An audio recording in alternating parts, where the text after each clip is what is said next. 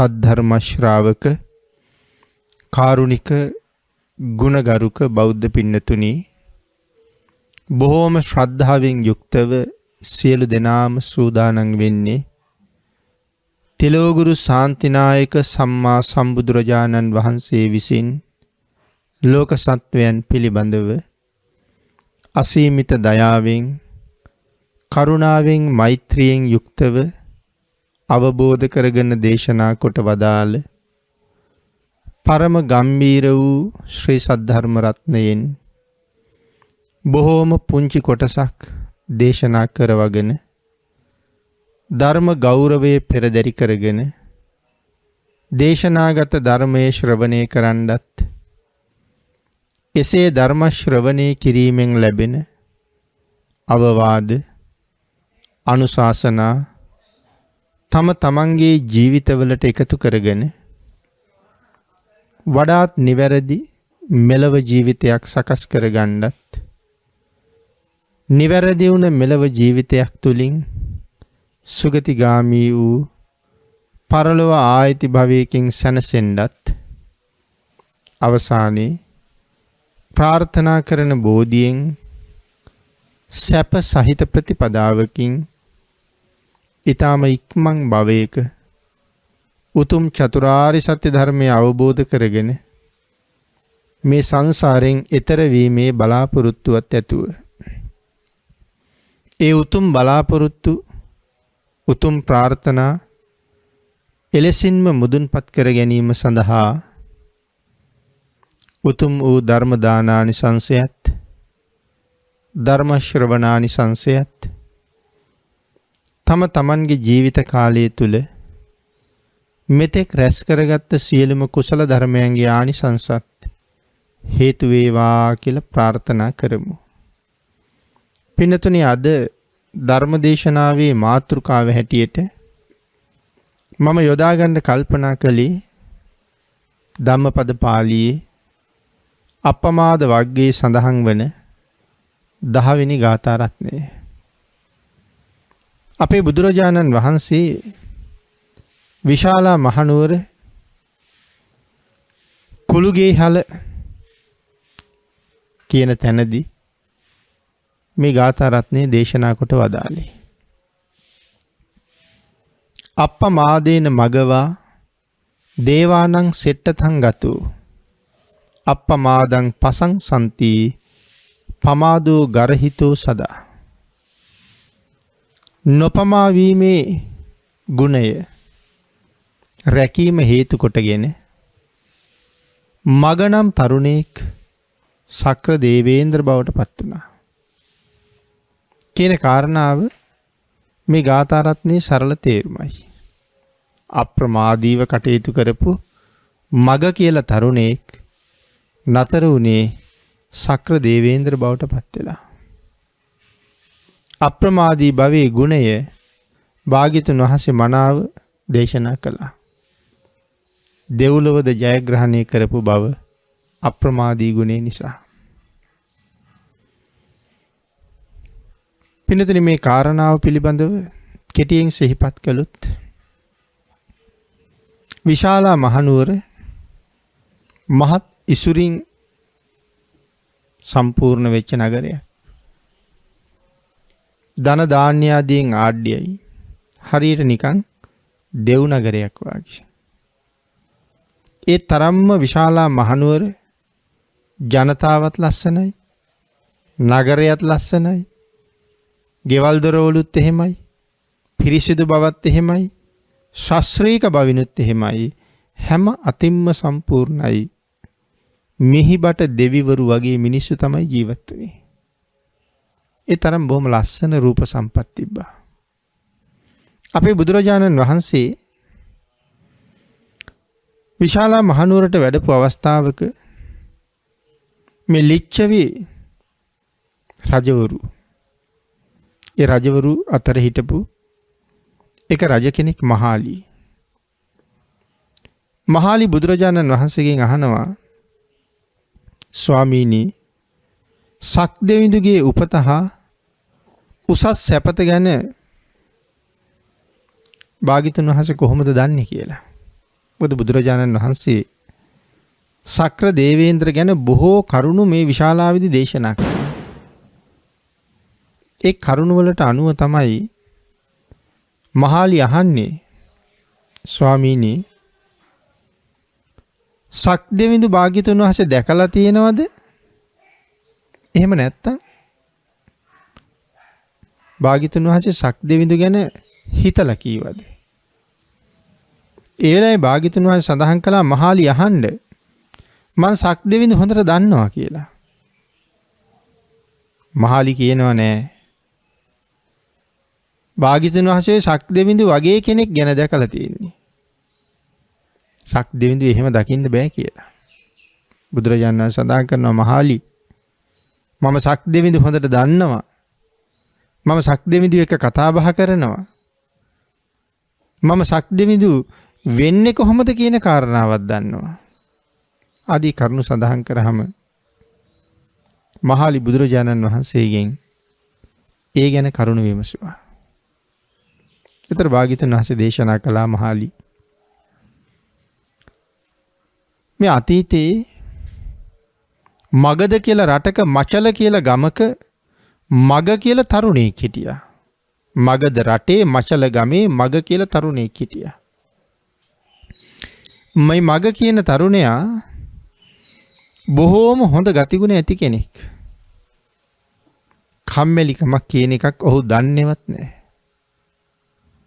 එක දවසක් මග ගියා ගමේ තිබිච්ච මේ පොදු රැස්වීමකට. මගේ රැස්වීමට ගිහිල්ලා දැන් මේ භාග්‍යතුන් වහන්සේ මේ සක්දේවින්ද්‍ර වෙන්නේ කොහොමද කියන කාරණාව පැහැදිලි කරන්නේ. රැස්වීමට ගිහිල්ලා ඒ රැස්වීම භූමියේ Tamanට ඉන්න තැනක් මනාව පිරිසිදු කරලා වැලි අතුරලා හදාගත්තා. ටිකෙන් ටික රැස්වීම භූමියට එන පිරිස වැඩි වුණා. මේ අතර එක බලවත් පුද්ගලයෙක් අර මග මනාව සකසගත්ත තැනින් මග අහකට තල්ලු කරලා එතන ඔහු අත්පත් කරගත්තා. මගට තරහ ගියේ නෑ. අද කාලේ වුණා නම් පිහි එනුමකින් නතර වෙන්නේ. මගට එහෙම වුණේ නෑ. මග වෙනම තැනක් හදාගත්තා. හැබැයි තව ටිකක් වෙලා යනකොට තව කෙනෙක් එතනත් ගත්තා.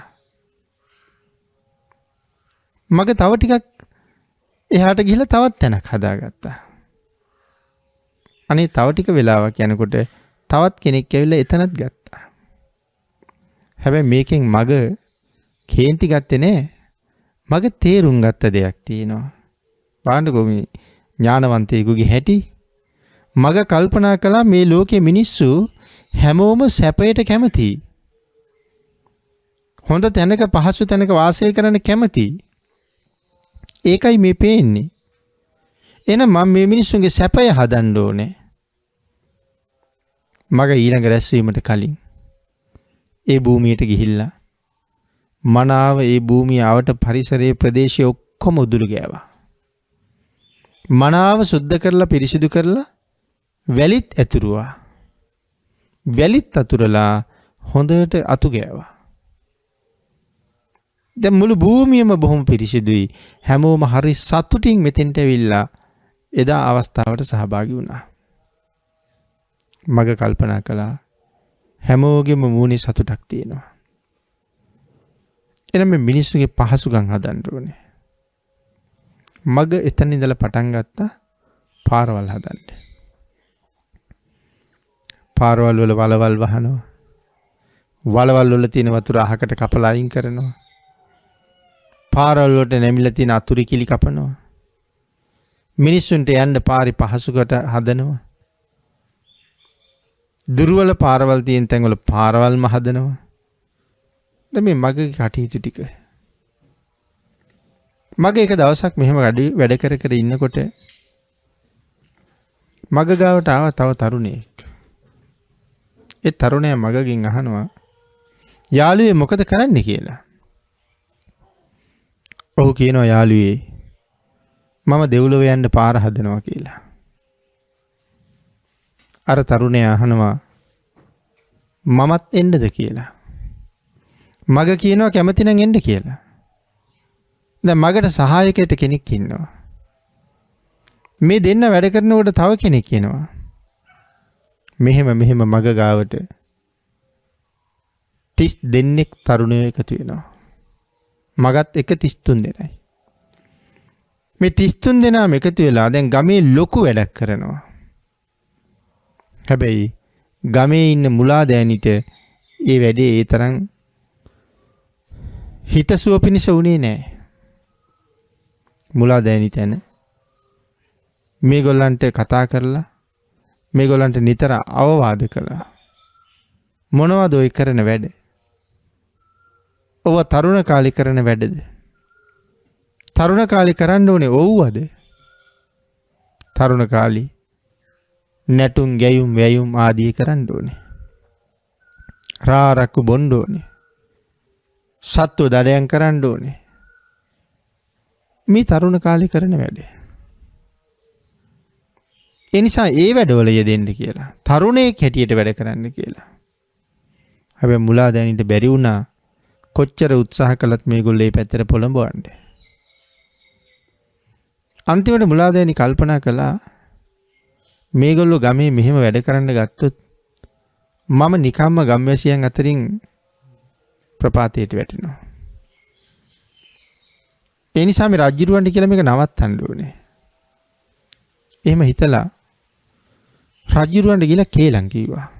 මේ තරුණ පිරිසක් ගම වනසන වැඩවල යෙදෙනවා. මංකොල්ල කෑම ආදී කටයුතු වල යෙදෙනවා. රජුරු පිරිසක් යවලා ඔවුන් ගෙන්න ගත්තා. ගෙන්නගෙන ඔවුන්ට නොයෙක් දඬුවම් කරන්න උත්සාහ කරත් ඒ දඬුවම් ඔක්කොම අසාර්ථක වුණා.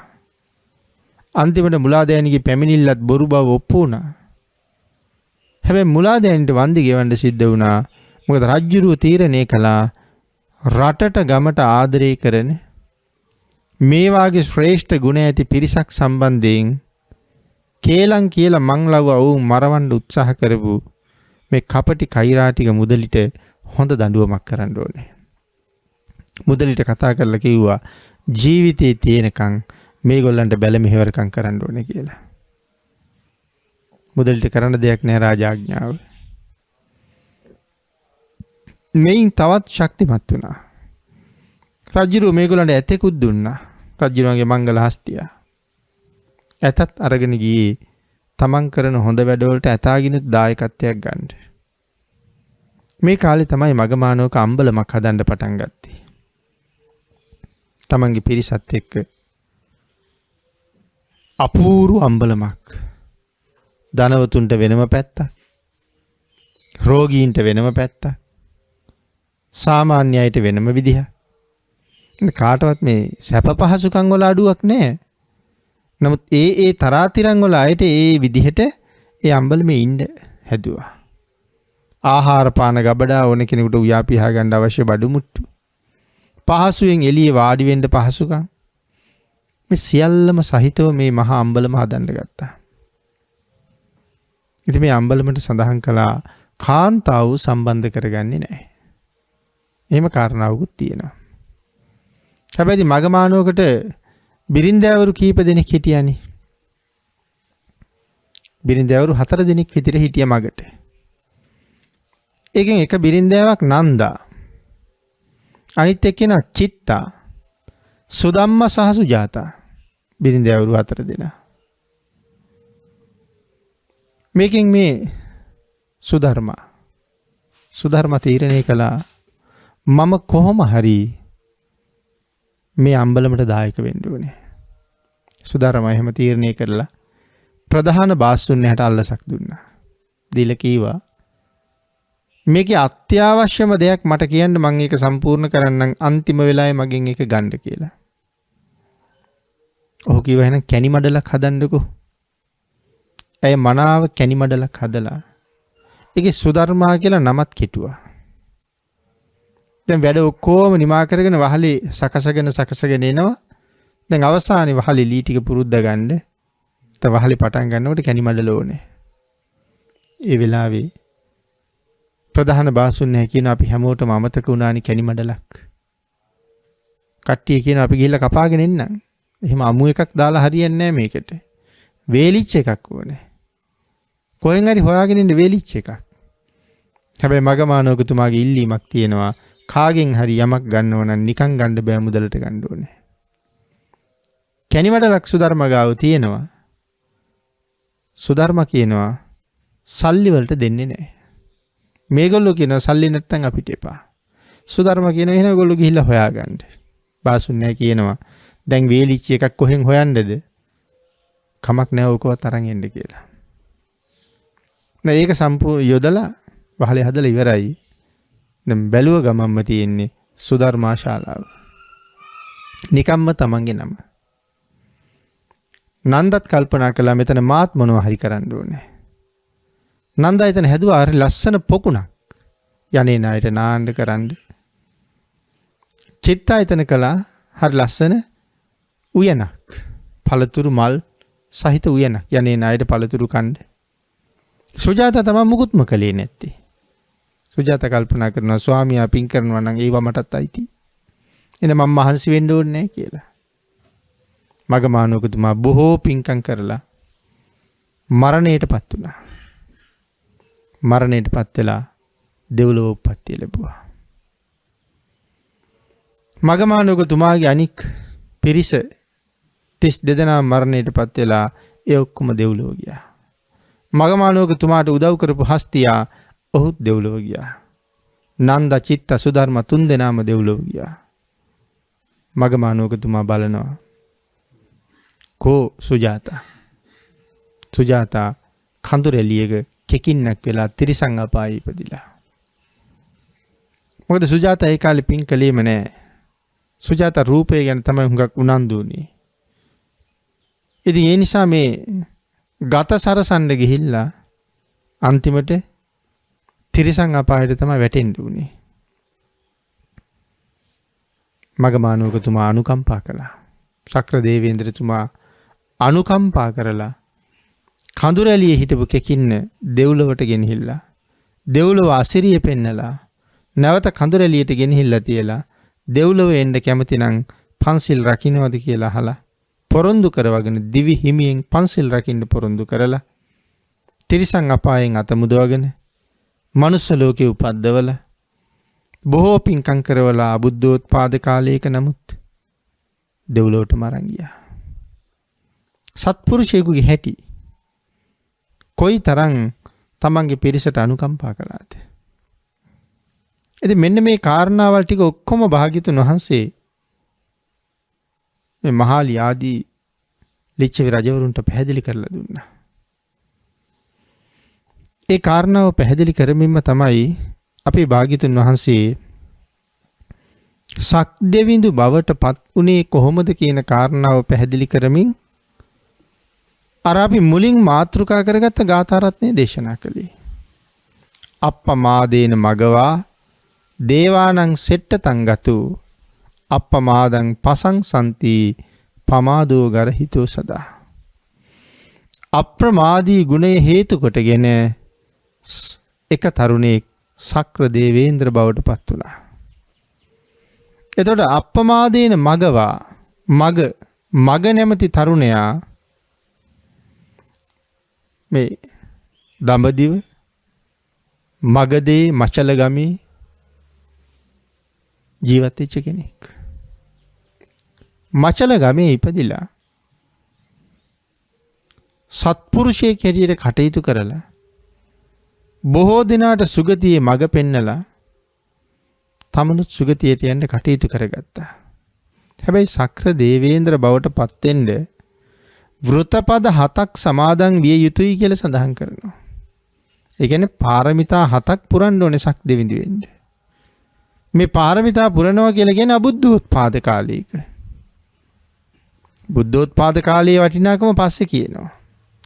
අබුද්ධෝත්පාද කාලයක පාරමිතා 7ක් දිවි හිමියෙන් සම්පූර්ණ කරලා තමයි ශක්‍ර දේවේන්ද්‍ර වෙලා තියෙන්නේ. මොනවද පාරමිතා? සප්ත වෘතපද සඳහන් කරනවා.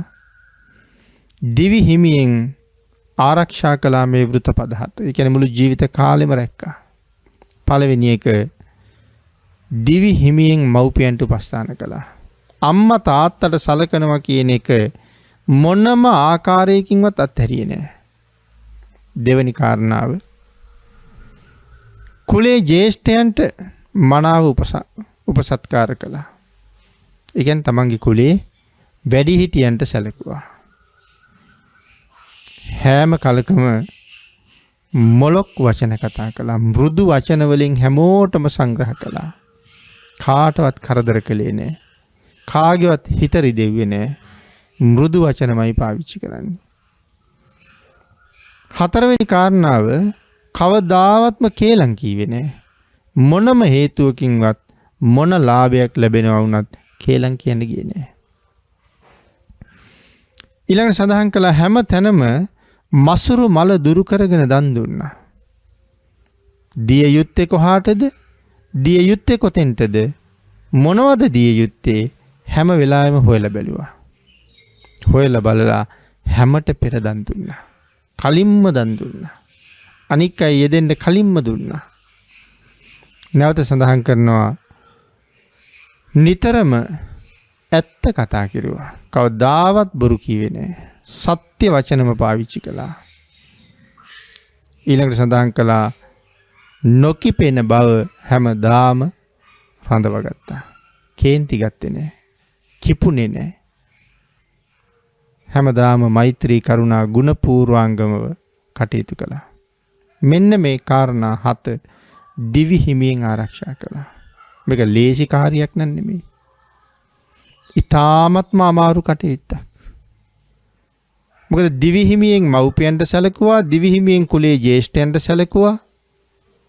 මේ කාරණාවල් ලේසි නැහැ. හැමදාම මව්පියන් කුලේ ජේෂ්ඨයන් වෙනුවෙන් යෙදෙනවා. ඊළඟට සඳහන් කළා හැම වෙලාවෙම මොලොක් වචනම කතා කළා. කවදාවත් කේන්ති ගන්න නැතුව මෘදු මොලොක් වචනයක්ම භාවිතා කරන්න සිහියෙන් ප්‍රඥාවෙන් කොහොම කටයුතු කළාද? ඊළඟට කතා සඳහන් කළා කවදාවත්ම කේලමක් කිව්වේ නැහැ. සාමාන්‍ය කෙනෙකුට කොච්චර අමාරු වැඩක්ද? කවදාවත් කේලම් කිව්වේ නැහැ.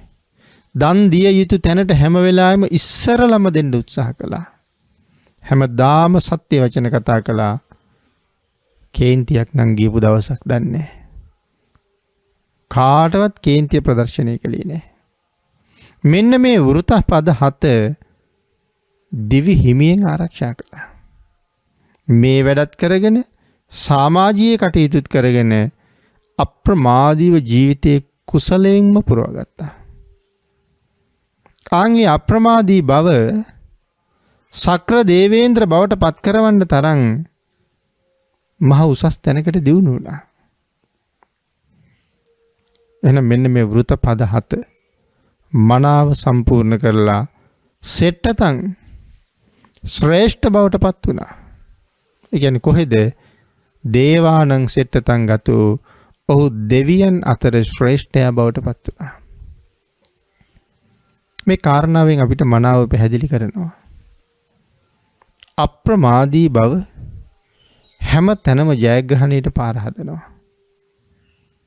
අපේ භාග්‍යතුන් වහන්සේත් මහ පුදුම විදිහට අගය කළා අප්‍රමාදී බව. පරිනිර්වාණ මංචකේ අන්තිමට සැතපිලත් භාග්‍යතුන් වහන්සේ භික්ෂුන් වහන්සේලාට කරපු අන්තිම අවවාදෙත් තියෙන්නේ මහණෙනි සියලු සංස්කාර ධර්මය අනිත්‍යයි. අප්‍රමාදීන සම්පාදේත. අප්‍රමාදීව කටයුතු සම්පාදනය කරගන්න. මේ අප්‍රමාදී බව මේ බුද්ධ ශාසනයේ සඳහන් කරන මහ විශේෂ කාර්යයක්. මේ ශාසනයේ පෙන්වන පින්කම් අතර හරි උසස් පින්කමක් අප්‍රමාදී බව කියන්නේ. අප්‍රමාදයේ උසස් පින්කමක්. ඒ කාරණාව පැහැදිලි කරන තව තැන්වල මෙහෙම සඳහන් කළා. මිනිසුන් නැත්තම් මේ ලෝක සත්වය අතර ශ්‍රේෂ්ඨතම කෙනා භාග්‍යතුන් වහන්සේ. එම්නම් කෙනෙක් සංසාරයෙන් එතර වෙන්න බලාපොරොත්තු වෙනවා නම් සසරින් එතර වීම සඳහා ඔහු ළඟ තිබිය යුතු ශ්‍රේෂ්ඨතම ධර්මතාවය අප්‍රමාදයයි. අප්‍රමාදී නැත්තම් මුකුත් කරන්න බෑ. මේ ලෝකේ මොන තරම් සත්තු ඉන්නවද? මිනිස්සයා ඇතුළු සියලුම සත්තුන්ගේ පිය සටහන් ඇතාගේ පිය සටහන ඇතුළේ තියෙන්න පුළුවන්. ඒ කියන්නේ ඇතාගේ පිය සටහන තමයි ලොකුම පාද සලකුණ. අනික හැම සතෙකුගේම පාද සලකුණු ඇතාගේ සටහනට වඩා කුඩායි. ඒ කියන්නේ එතකොට ඔක්කොගේම පාද සලකුණු ඇත් පිය සටහන ඇතුළේ තියන්න පුළුවන්. එන සඳහන් කළා මේ ලෝකේ කල යුතු පින්කම් කොපමණද? ඒ සියලුම පින්කම් අතර අප්‍රමාදයේ ලොකුයි කියලා. ඒ එකම පින්කමක්වත් සම්පූර්ණ කරගන්න බෑ අප්‍රමාදී බව නැත්තම්. ඉතින් අප්‍රමාදය ශ්‍රේෂ්ඨතම පින්කමක්. ඒක පින්නතේ මේ ලෝකේ ජීවත් වෙන ඕනෑම කෙනෙක් මනාව අත්දකින්න දෙයක්. අපේ භාග්‍යතුන් වහන්සේ මනාව දේශනා කළේ හැම මොහොතකම සුළු සැපය අත්හරින්න කියලා. මහත් වූ සැපයක් බලාපොරොත්තු වෙනවා නම් මද වූ සැපය අත්හරින්න කියන එක බුද්ධ දේශනාව. යමෙක් මද සැපයට ඇලෙනවා නම් ඔහුට දියුණුවක් නැහැ. ඔහු පස්සේ කාලේ පසුතැවෙන කෙනෙක්. යමෙක් මද සැපය අත්හැරලා අප්‍රමාදීව කළ යුතු කටයුතු කළ යුතු කාලේ සම්පූර්ණ කරනවා නම් ඔහු පස්සේ සතුටු වෙන කෙනෙක්. පින් කළ යුතු කාලේ පින්කම් කරන්න ඕනේ. දන් දිය යුතු කාලේ දන් දෙන්න ඕනේ. සිල් ගුණ පෝෂණය කරගෙන ආරක්ෂා කළ යුතු කාලේ සිල් රකින්න ඕනේ. ධන දාන්‍ය උපයා ගන්න කාලේ ධන දාන්‍යත් උපයා ගන්න ඕනේ. මෙතන කියන්නේ කවදාවත් ධන දාන්‍ය උපයන කෙනා සිල් අතහැරලා ධනෙම හොයන්න කියලා. නිත්‍ය වූ සීලයක් තියෙනවා. ඒක කවදාවත් අමතක කරන්න හොඳ නැහැ. අපි හැමෝගෙම නිත්‍ය සීලේ පන්සිල්නේ. නේද? නිත්‍ය වූ සීලයක් තියෙනවා. ඒ සීලේ මත පිහිටලා කරන කටයුතු මේ කතා කරන්නේ. ඉතින් අප්‍රමාදීව කටයුතු කරලා වයෝවෘද්ධ තත්වයට පත්වෙච්ච කෙනෙක්, එක්තැන් වෙලා නැගිට ගන්න බැරි වෙන කෙනෙක් කොයි තරම් සතුටටපත් වෙනවද? මට පුළුවන් කාලේ මං ඇති වෙන්න පින් කරගත්තා කියලා. නොඑක් කාලවල අපිට නොඑක් අර්බුද එන්න පුළුවන්. ජල ගැලීම් වලින් විනාශ වෙන්න පුළුවන්. ගිනි ගැනීම් වලින් විනාශ වෙන්න පුළුවන්. මේ නොඑක් ආකාරයෙන් අපේ ධන සම්පත් විනාශ වෙන්න පුළුවන්. නමුත් ඒ සම්පත් කවදා විනාශ වෙයිද දන්නේ නැහැ. විනාශ වෙන්න කලින් තියෙන සම්පත් වලින් වහවහ පල නෙලන්න ඕනේ. එහෙම නැත්නම් පස්සේ හිතෙනවා අනේ මෙච්චර සල්ලි තිබුණා, මෙච්චර ධනෙ තිබුණා, මම මෙව්ව අහවල් පින්කමට යොදන්න හිටියේ. නමුත් ඒක කරගන්න බැරි වුණා. ඒක කරගන්න බැරි වුණා කියන කාරණාව මට කොහෙන්වත් අනුකම්පාවක් ලැබෙන කාරණාවක් නෙමෙයිනේ. ඒක කරගන්න පුළුවන් වුණා නම් තමයි මට තියෙන සතුට. වයෝවෘද්ධ කාලේ කෙනෙක් කොච්චර දුක් විඳිනවද? කළ යුතු දේ කළ යුතු කාලේ කරගන්න බැරි වෙච්ච නිසා. අනේ අපටත් මේ දේවල් කරගන්න ඒ දවස්වල මෙහෙම පිහිට තිබුණා නම් කියලා හිතන අය කොච්චර ඉන්නවද? අප්‍රමාදී බවක් නැහැ. සත්පුරුෂයන්ගේ ඇසුර නැහැ. ඒක නිසා බොහෝ දෙනෙක් පස්සේ පශ්චාත්තාපයටපත් වෙනවා. සමහරවිට පාසල් යන කෙනෙක් අප්‍රමාදී නෑ.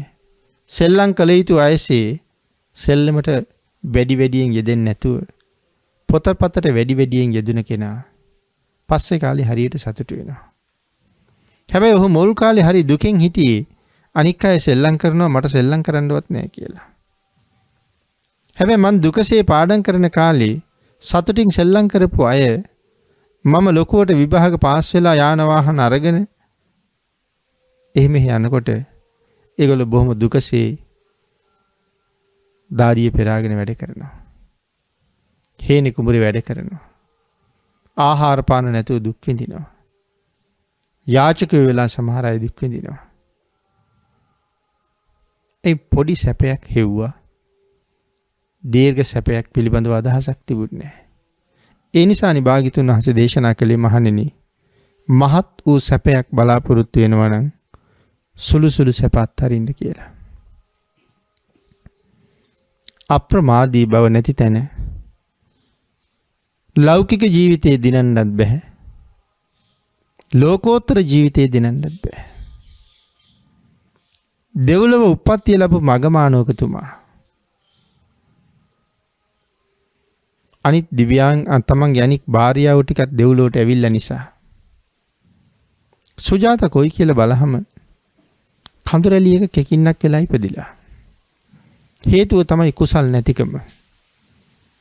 සීලය උපදින තැන තීරණය කරනවා, දානයේ ඉපදුන කෙනාට ලැබෙන දේ තීරණය කරනවා කියන කාරණාව නැවත ප්‍රකට වෙන තැනක්. නමුත් කමක් නෑ, ඒට අනුකම්පා කළ යුතුයි. සක්‍ර දේවේන්ද්‍රයෝ කඳුරැලියට ගිහිල්ලා කෙකින්නට කතා කරනවා. කෙකින් අන්තිමට අහනවා, කවුද ඔබ? මං ඔබේ ස්වාමියා. මං තමයි මග. මම දැන් සක්‍ර දේවේන්ද්‍ර බවට පත් වෙලා ඉන්නේ. කොමගේ අනික් සහෝදරියෝ ටික ඒ ඔක්කොම දෙව්ලොව. ඔබේ යාළුවෝ ටික ඒ සියලු දෙනාම දෙව්ලොව. ඔබ විතරයි අපේ කණ්ඩායමෙන් මග ඇරුණේ.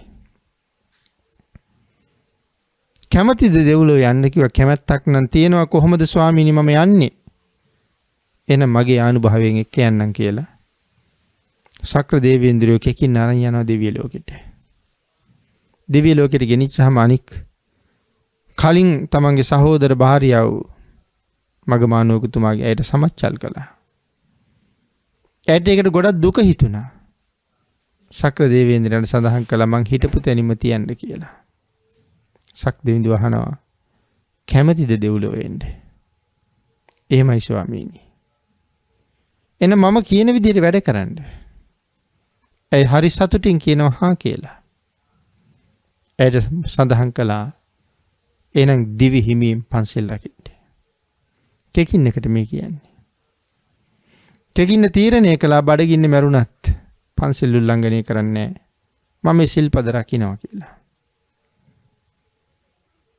මගමානෝකතුමා කීප අවස්ථාවක් පරීක්ෂා කළා සක්‍ර දෙවියෝ ඇය සිල් රකින්නවමද කියලා. ඒකින් තේරුම් ගත්ත අය මනාව සිල් රකින්නවා. ඇය මැරිලා ගිහිල්ලා බරණැස් නුවර කුඹල්කරුගේ ගෙදර දුවක් වෙලා ඉපදුනා. සක් දෙවිඳු බැලුවා කෝ ඇය? කුඹල්කරුගේ ගෙදර ඉපදිලා ඉන්නවා. කුඹල්කරුගේ ගෙදරට හොයාගෙන ගියා. සිල් රකින්නේ ඇය විතරයි අබුද්ධෝත්පාද කාලේ. ඇය සීලයට උනන්දු කෙරෙව්වා. තව උනන්දු කරවලා ඇයට බොහොම ධනෙ දුන්නා. ධනෙන් පෝෂණය කරලා සීලයේ උනන්දු කරලා ඇය දෙව්ලොවට ගෙනියන්න ඔහු බොහොම පහසුවෙන් කටයුතු කළා. සූක්ෂමව කටයුතු කළා. සත්පුරුෂයෙකුගේ ඇසුර කොයි තරම්නම් ලාභයක්ද? සත්පුරුෂයන්ගේ ඇසුර මොනතරම් සැපයක්ද?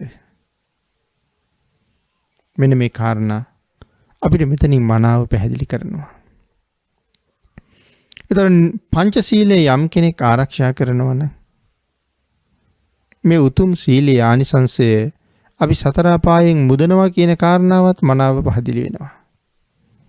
තිරිසන්නුන්ට පින් කරන්න බැරි බව ධර්මයේ තුලින් අපි හොඳාකාරවම දන්නවා. නමුත් සත්පුරුෂයෙක් මුණ ගැහුනොත් මේ විදිහට මිදෙන්නත් පුළුවන් කියන කාරණාව අපිට ආපහු මෙතනින් මනාව ඉස්මතු කරලා පෙන්නනවා. සිල් රැකේ නැති සුජාතා තිරිසන් ලෝකෙට ගියපු ආකාරයේ සිල් නැති අයට මොකද වෙන්නේ කියන කාරණාව අපිට මනාව පැහැදිලි කරන කරුණක්. ඒතර මේ කාරණා තුලින් අපේ ජීවිතයට අරගත යුතු කරුණු කොච්චර තියෙනවද? ජීවිත නිවැරදි කරගන්න මේ අවවාද මොනතරම් වටිනවද? එහෙමනම් පින්නතුනි ඔබට ලැබිලා තියෙන්නේ කොයිතරම් වාසනාවන්ත ජීවිතයක්ද? බුද්ධෝත්පාද කාලයක ලැබෙන මනුෂ්‍ය ජීවිතයක් කොච්චර වටිනවද කියන එක නිතර ධර්ම දේශනාවල් වලින් පැහැදිලි කරනවා.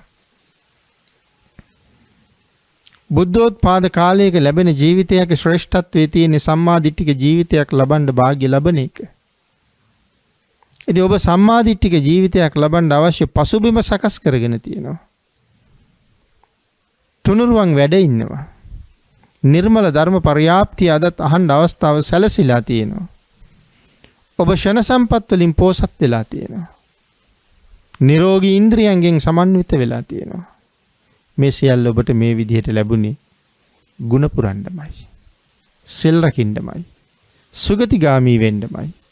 අපි මෙහාට ආවේ වෙන මොකටවත් නෙමෙයි.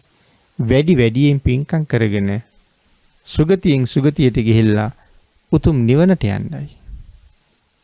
ආන් ඒ කාර්යය තේරුම් අරගන්නවා නම් ඒ කාරණාව තේරුම් අරගෙන ධර්මානුධර්ම ප්‍රතිපදාවේ අප්‍රමාදීව යෙදෙනවා නම් හදිසියේ මරණය ජීවිතයට ළඟා වුණත් ඒ පුජ්‍යලස් මරණයටපත් වෙන්නේ හරි සතුටින්. මොකද ඔහු දන්නවා මම මේ ලෝකේ ජීවත් වෙච්ච ක්‍රමය ජීවත් වෙච්ච පිළිවෙල ඊටම උසස්. මෙලව යම් දවසක අත්හරිනකොට මට සුගතියකට යන්න මග හැදිලා තියෙනවා. මීට වඩා හොඳ තැනක උපදින්න වාග්ය ලැබිලා නම් ඇයි මරණයට මම මෙච්චර බය? ඇයි මරණයට මම මෙච්චර අකමැති? මීට වඩා හොඳ තැනකට යන්නේක අපි හැමෝටම තියෙන බලාපොරොත්තුවක්. ඒ බලාපොරොත්තුව මුදුන්පත් කරගන්න අවශ්‍ය පළවෙනි කාරණාව සීලය. ඒ ගියපු තැන අඩුපාඩුවක් නැතුව යමක් ලබන්න මං සම්පූර්ණ කරගත යුතු දේ දානය. එනම් මේ දානයයි සීලයයි මනාව සම්පූර්ණ කරගෙන අප්‍රමාදීව කටයුතු කරන්න පුළුවන් කෙනෙක්. තමන්ට ලැබිච්ච වටිනා ජීවිතයේ මනාව ජයග්‍රහණය කරන කෙනෙක්. මග මානවකගේ කතාවෙන් අපිට ඒක මනාව පැහැදිලි වෙනවා. අන් ඒක නිසා පින්නතුනි අපේ භාග්‍යතුන් වහන්සේ දේශනා කොට වදාළේ මේ අප්‍රමාදීව කටයුතු කරන පුද්ගලයා එළව මෙලව දෙකම දිනනවා කියන කාරණාව අපි නිතරම කතා කරනවා. ධර්ම දේශනාවල් වලින් අපි නිතරම අහනවා. මනුෂ්‍ය ආත්ම භාවයක් කොයිතරම් දුර්ලභද කියන කාරණාව. අපේ භාග්‍යතුන් වහන්සේ නොඑක් තැන්වල උදාහරණ දක්වලා දේශනා කළා මනුෂ්‍ය ආත්ම භාවයේ දුර්ලභ බව. පින්නතුනි ඒ දහම් කරුණු මනාව ගතට දැනෙනකොට හිතට දැනෙනකොට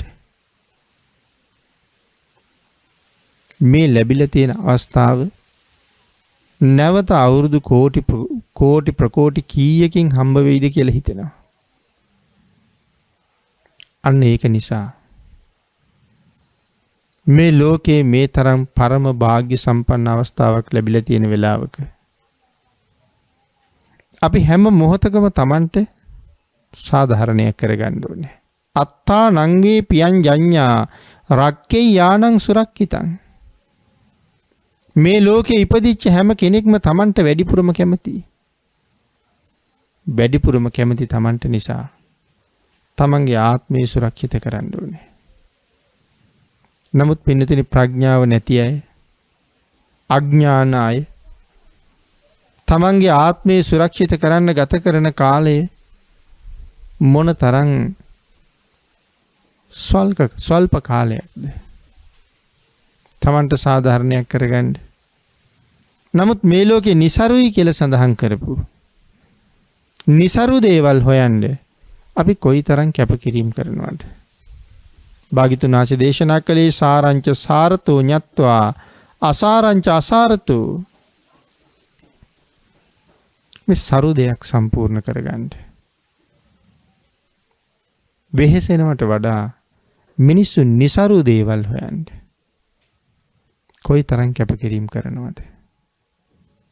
කල්පනා කරලා බලහම මේ අති භයානක සංසාර ගමන කෙරවල කරන්න අපි දරන උත්සාහය මේ නිකරුණේ ගෙවන කාලයෙන් සමහරලාට 10න් පංගුවක්වත් නැහැ. නිකන් හිතන්නකෝ අපි පින්කම් කරන්න ගත කරන කාලේ බණක් අහන්න ගත කරන්න පැය කීයක්ද? දානයක් දෙන්න ගියාම එතන කොයිතරම් කාලයක්ද? නිකමට හිතන්න පින්නදින දවසකට පැය 4ක් පින් කළා කියලා. පැය 4ක් පින්කම් කරනකොට පැය 20ක් අපි ඉඳලා තියෙන අකුසල් එක්ක. ඒතර දවස් දෙකක් යනකොට පැය 8ක් පින්කම් කරලා පැය 40ක් අකුසල් එක්ක. එහෙම හදලා බලන්න අවුරුද්දක් ගිහිල්ලා. මේකෙන් අපිට පේන්නේ වැඩිපුර කාලය ගෙවෙන්නේ අකුසලයට එක්ක. ප්‍රමාදී බවත් එක්කයි වැඩිපුර කාලය ගෙවෙන්නේ. එතකොට දවසකට පැය 4ක් පින් කරලා දවසකට පැය 20ක් විතර අකුසල් එක්ක ඉඳලා අපිට පුළුවන් වෙයිද නිවන පැත්තට යන්න? වැඩියෙන් බර තියෙන්නේ නිරේ පැත්තටනේ. එතකොට මම මේ කරන ප්‍රමාණය ඇද්ද කියලා හිතන්න ඕනේ. මේම කළොත් මට සතර අපායෙන් මිදෙන්න පුළුවන්ද කියලා හිතෙන්න ඕනේ. මම මේ ලෝකෙට ආපු මනුස්ස ජීවිතයට සාධාරණයක් ඉෂ්ට කරගන්න මම මේ කරන වැඩ ප්‍රමාණය ඇද්ද? මගේ මේ කැපකිරීම ප්‍රමාණවත්ද කියලා හිතන්න ඕනේ.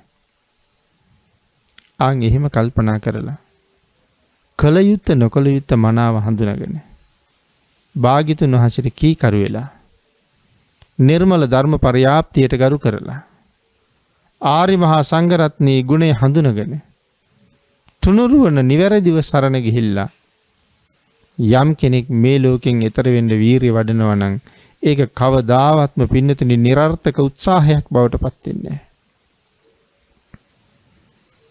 ආන් ඒක නිසා වහ වෑයම් කළ යුත්තේ සතර අපාය ආදී දුර්ගතියෙන් මගහැරෙන්න වැඩපිළිවෙලක් ජීවිතයක හදාගන්න. තමන් විතරක් සතර අපායෙන් මිදිලා මදි.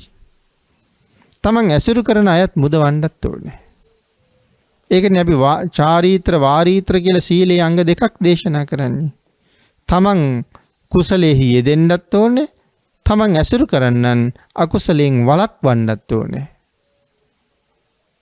එතකොට තමයි හැබැයි සත්පුරුෂයෙක් බවට පත් වෙන්න පුළුවන් වෙන්නේ. තව කෙනෙකුට මග කියලා දෙන එක. තව කෙනෙක් ආරක්ෂා කරගන්න එක. තව කෙනෙක්ගේ සැනසීම දැකලා සතුටු වෙන්න ලැබෙන එක මේ ලෝකේ පුණ්‍යවන්තයන්ට ඇති වෙන අදහස්. නැත්නම් හුඟක් දෙනාට අනුන්ගේ සැපත බලලා සතුටු වෙන්න බෑනේ. චුල්ලකම විභංග සූත්‍රයේ අපේ භාග්‍යතුන් වහන්සේගෙන් සුබ මානවකේ අහනවා ස්වාමිනී සමහර අය මේ ලෝකේ හරි මහේසාක්‍යයි. හැබැයි සමහර අය බොහොම අල්පේසාක්‍යයි. මොකද්ද මේ වෙනසට හේතුව කියලා? බුදුරජාණන් වහන්සේ මනාව දේශනා කළා. මහේසාක්‍ය බවට හේතුව අනුන්ගේ වස්තුව දැකලා සතුටු වෙච්ච එක. අල්පේසාක්‍ය බවට හේතුව අනුන්ගේ වස්තුව දැකලා සතුටු නොවිච්ච එකට. අනුන්ගේ වස්තුව දැකලා ඒක පැහැර ගන්න කල්පනා කරපු උත්සාහ කරපු හේතුව. නමුත් එහෙම නෙමෙයි සමහර කෙනෙක්. මට නැති සම්පත් අනිකාට ලැබෙනකොට මට ලැබුණට වඩා ගොඩක් සතුටු වෙනවා. මට ලැබුණට වඩා සතුටු වෙනවා. හදවතින්ම වුන්ට ආශිර්වාද කරනවා. එහෙම කටයුතු කරලා තමන් ළඟ තියෙන මේ මෘදු මොලොක් බව, උදාර ගතිගුණ, අන්‍යයන්ට උදව් උපකාර කරන ලක්ෂණය, අන්සතු සැපතෙහි තියෙන සතුට මහේ ශාක්‍ය උපතකට ඔහුට මනාව පාර හදනවා. ඉතින් මේ නිසා හැම වෙලාවෙම උත්සාහ කළ යුත්තේ මානය කියන ධර්මතාවයෙන් අත මිදලා කරුණාව මෛත්‍රිය පෙරදරි කරගෙන මගමානෝකතුමා පාරමිතා පුරුපු ආකාරයෙන් මෛත්‍රී කරුණා ඇතු සත්‍ය වචන පාවිච්චි කරමින් දානයට මනාව ගරු කරමින් යම් කෙනෙක් වාසය කරන්නේද ඔවුන් ඉඳුරාම මෙලව මනා වූ ලාභයක් ලබන අය, උතුම් ජයග්‍රහණයක් ලබන අය. මෙලව දිනන පුද්ගලයා පරලෝ දිනනවා. මෙලව දිනනවා කියලා කියන්නේ ධාර්මිකව දිනන්න ඕනේ. ප්‍රඥාවන්තයා ධර්මයෙන්මයි දිනන්නේ. ධර්මයෙන් මෙලව දිනපු කෙනා සුගතියේ ඉපදිලා බොහෝසේ සතුටු වෙනවා. සත්පුරුෂයන්ගේ ඇසුරේ ජීවත් වෙච්ච 33 දෙනෙක් තරුණයෝ, මගමානෝකතුමාගේ ඇසුරේ හිටපු 33ක් තරුණයෝ දිව්‍ය ලෝකේ දෙවි රජවරු බවටමයි පත් වුණේ. තව්තිසාවේ රජවරු 33 දෙනෙක් ඉන්නවා සක්‍ර දේවේන්ද්‍රයන් වහන්සේත් එක්ක. අන්න ඒක තමයි තාවතිංස කියලා නම හදලා තියෙන්නේ. 33 දෙනෙක් ජීවත් වෙන නිසා. කල්යාණ මිත්‍රයෙක් නිසා තිරිසන් කෙකින්නක් සුගතියට ගියා විතරක් නෙමෙයි. රජ්ජුරුව ලැබලා දුන්න මංගල හස්තිය. මේ මහා කල්යාණ මිත්‍රයා නිසාම අයිරාවන නමින් දිව්‍ය ලෝකෙ උපදින්න වාග්ය ලැබුවා. එහෙනම් අපි මේ දේශනාව පුරාවටම සත්පුරුෂයන් ලෝකයට සැපයක්. සත්පුරුෂයන් ඇසුරට සැපයක් කියන කාරණාව පැහැදිලි කළා වගේම ලබාගත් මනුෂ්‍ය ජීවිතයේ වටිනාකම අවබෝධ කරගෙන අප්‍රමාදීව කටයුතු කරලා තමන්ගේ මෙලව සුභ සිද්ධියත් පරලෝ සුභ සිද්ධියත් දෙකම සඳහා කටයුතු කරලා ලබාගත් ජීවිතයට අසාධාරණයක් නම් කලේ නැති බව සාධාරණයක්ම සම්පූර්ණ කළ බව හැම වෙලාවෙම කල්පනා කරලා තමන් තමන්ට ණය නැති කෙනෙක් වෙලා තමන් ලෝකයට ණය නැති කෙනෙක් වෙලා ලබාපු ජීවිතේ මනාව ජයග්‍රහණය කරලා මේ සංසාරයෙන් එතර වෙන තැනට මෙහෙයවන්න තුනුරුවන්ගේ අනන්ත ආශිර්වාදයෙන් ඔබ සියලු දෙනාටම ශක්තිය ධෛර්යය භාග්‍ය වාසනාව අඩු නැතුව උදා වේවා කියලා ආශිර්වාද කරනවා.